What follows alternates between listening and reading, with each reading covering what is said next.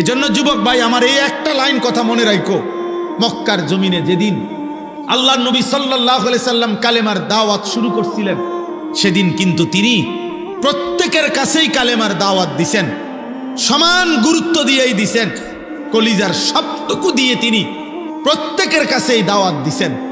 কিন্তু মহান আল্লাহ পাক রব্বুল আলামিন বলছিলেন, বন্ধু দাওয়াত আপনি দিতে থাকেন, আপনি বলতে থাকেন, কিন্তু আপনার জন্য যে কয়জন সাহাবা লাগবে আর আমার ইসলাম বিজয়ের জন্য বিশ্বময় যে কয়জন মোমেন সাহাবী লাগবে আপনার, এটা আমি নেব।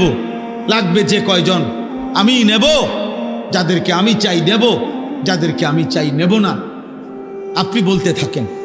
এজন্য খুদার কসম নবীজি আবু জেহেলকেও কালেমার দাওয়াত দিছে, আবু বকরকেও দাওয়াত দিছে, আবু লাহাবকেও দাওয়াত দিছে, ওমরকেও দাওয়াত দিছে।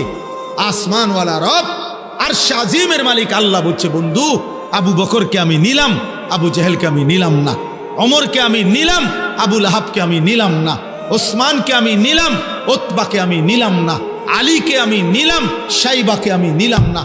অথচ আল্লাহর কসম এরা যেই বংশের সাহাবী, ওরাও একই বংশের বেঈমান। আবু জেহেলও কুরাইশ, আবু বকরও কুরাইশ, আবু লাহাবও কুরাইশ, ওমরও কুরাইশ।